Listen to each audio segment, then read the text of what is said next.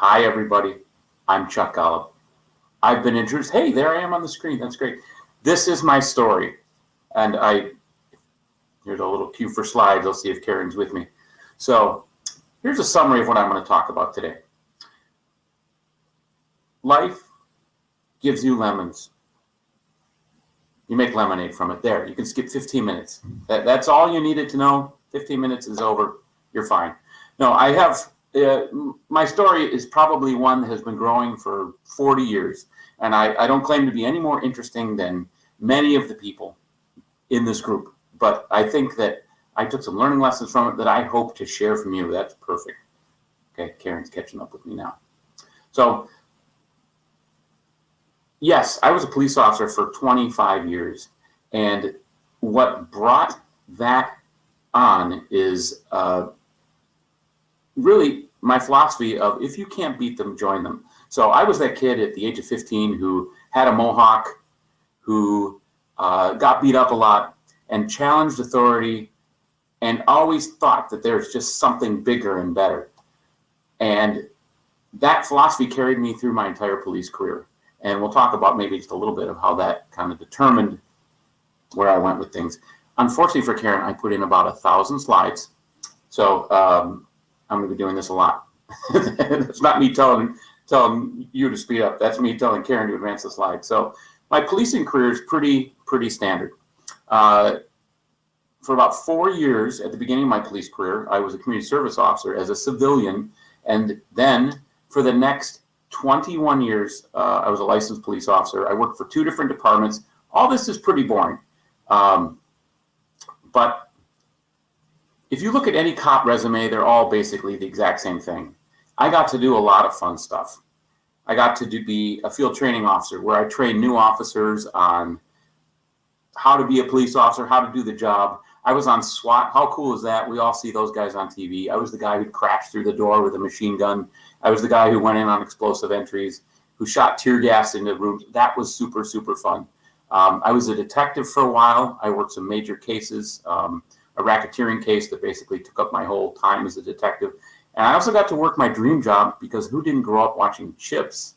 So I was a motorcycle cop for a while too. And that was just always my dream job.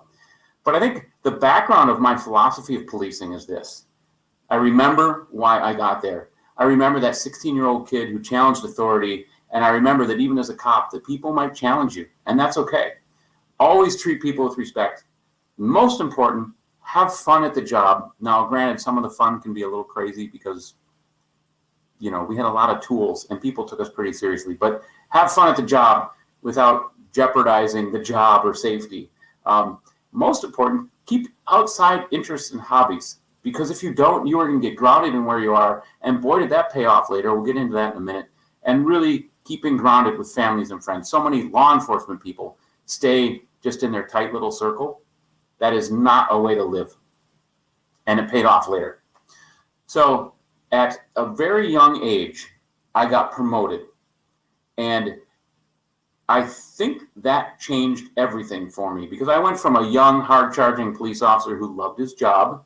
And if you look in this picture here, I have hope in my eyes. That's hope. That's something that went away pretty quickly. I thought that maybe, just maybe, I had gotten a position of leadership that would change me as an individual, that would put me in a position to have my voice heard for the first time. Remember, I said I always thought a little differently. That doesn't work so well in a government model. They didn't really want to listen to me. They gave me the token roles. They'd say, oh, congratulations. Let's put you in charge of the uniform committee. But we'll have someone else in charge of SWAT. And let's put you in charge of the building committee. So I was getting the token leadership roles, but I had a whole bunch of unfulfilled potential, and we'll circle back on that. And what it ultimately led to is major resentment for me as the frontline leader. You don't want your frontline leaders being resentful of who they are and where they are. So what was happening was a whole bunch of building frustration. And while being frustrated and stifled as a supervisor, I got involved in some pretty major incidents. We had a execution-style robbery of a Brinks armored car where the driver was shot in front of 100 witnesses. I was the first officer on the scene, and everyone else took credit for things that I did, which is pretty typical in, well, many jobs, certainly government. I was involved in a shooting where I was chasing after a suspect and he shot a gun at me, and I still chased him down and tackled him. And because I was the watch commander, I had to step back from the scene so that others could take over, because I was directly involved in the incident. I got criticized for that by my supervisor. I got involved in a hostage situation, typical situation you see on TV where I negotiated someone releasing a hostage that they were holding at knife point. I got a medal of commendation for it, but again, my supervisor said that they didn't like how I handled it. And I had basically a 2-year-old child die in my arms. I don't know why I'm smiling when I'm saying this, because it's a sad, sad deal. And that was the one that really got me.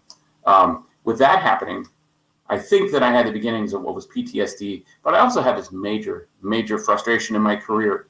I'd been passed over for promotions, and I was seeing people that I thought that were less competent than me, less smart than me, do jobs that I thought I should do, or become, worse yet, my supervisor. Not a good position to be in. Maybe I was right, maybe I was wrong, but those are the things that will lead to frustration.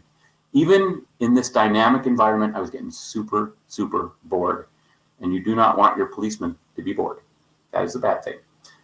Because of the thing with the kid, I found myself crying at work. It was a really sad time. And it was very hard to go to work every day and smile. But in 2009, I got my dream job. I always mentioned I wanted to be a motorcycle cop. I had created our motorcycle unit. And in 2009, I got to take over that unit. As you can see, some cool pictures. Really fun being a motorcycle cop. I did that job for 4 months, and then this happened. Because there's a lot of driving fast. And when you drive fast, things happen. Here we go. Here come the pictures. So 4 months, I had my dream job, and then this happened. So I had a new lease on life, and then guess what? This. So I was in the hospital for 3 weeks. I broke 13 bones. I had a head injury. I lost most of my hearing in one of my ears. And the department was great at first. They were just great. The news cameras were there. Everyone was so excited to show up. They had around-the-clock guards. They had people standing outside the hospital room. And then it wasn't really the news anymore, day 2 and 3 and day 5. And then we got into that. This was last week. The department moved on, and I went back to work. I didn't have to, but I went back to work. More to prove something than anything. I want to show them that after 5 months, with all those broken bones, with a brain injury, I went back to work. And there it was. I talked about it for years, but I received my golden parachute. I went back to work, and in the process of going back to work, I got in a chase with somebody, a foot chase, because I'm an idiot, and I ran after someone, and I broke my shoulder during that chase. And there was the opportunity to retire 12 years earlier than I'd expected. So I took that, the golden parachute. I left the only job I'd ever known my entire life, from the age of 18 to the age of 44 when I retired. I left. And I took that time to reset. And with a reset, maybe some of you know this, I'm in a group of entrepreneurs here. You've all been through this to some extent. It's time to figure out what you want to do next. I left law enforcement. My ex-wife said, I'm going to leave you.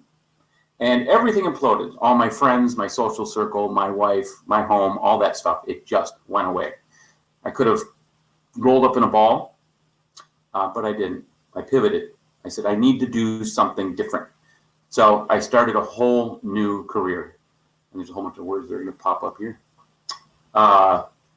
Nope, they didn't pop up. Okay. I started a whole new career. I did a whole bunch of jobs. I was a probation officer, a college professor, an Uber driver. Yes, Karen mentioned I was a stand-up comedian. I was a radio host on a podcast that was full-time. I was an actor, and I obviously became a realtor. People say, wow, is there anything you haven't done? And I used to say at that time, yeah, succeed. But I did. She's doing a great job keeping up. You keep up that good work, Karen. That's impressive with those slides. So I also joined a group called the MAIPO, and it's a group of injured cops who help other cops get back to work and either return to duty or retire. And it's been a really rewarding volunteer opportunity. I'm still involved in that organization. People ask me what it's like to go from the career of being a cop to a comedian to a realtor, and they say, wow, those are totally different jobs. I say, no, it's the same job. It's difficult people, it's contracts, it's negotiation. I just don't get shot at as much. So here's my editorial for those of you that are in a position to affect change. For your employees, create growth opportunities. Remember that no one, once they get promoted, says, I'm good, let it be. No, create growth opportunities within their organization, within their role. Make sure that they're able to grow. Water the seeds. Allow creative thinking. There is not one way to skin a cat, figuratively speaking. Don't skin cats, please. And recognize your employees. Have ceremonies. Call them out. Reward them. Remember that you're creating a legacy. Those seeds you're watering right there, let them grow. You are creating your person who could replace you. If you're that employee, and I'm speaking to myself here, the department didn't owe me anything. I just probably wasn't a good fit. Maybe it was me.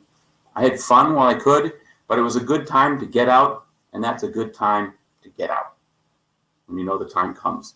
And here's the editorial for you, whether you're a manager, whether you're an employee. If you're not happy about something, change it. No matter what it is, you can change it. Find a job that gives you satisfaction. If you can make a difference to someone, anyone within that organization, outside that organization, a contractor, a fellow employee, even if that person is just you, find a job where you can make a difference. Make sure you grow. Make sure you pivot when things aren't working. Have a plan. If you don't have a plan and things implode like they did for me, come up with something just to change things. So now I didn't mention this part, but I do run a real estate team. So I went from Uber driver, basically, to running a team of 12 agents across 3 states. And I found my thing. I went from losing my thing of 25 years to finding my new thing. And that's what you need to do. I mentioned at the beginning that if life gives you lemonade, I always screw this up, I don't know why. If life gives you lemons, make lemonade. Don't. That's junk. Lemonade is just a beverage. Beverage is stupid. You can go to a grocery store, you can go to Cub, you can make lemonade, no big deal. The attitude that goes into this is yours. You determine the ingredients. You determine what goes into it. You make it from scratch. That's my speech. I hope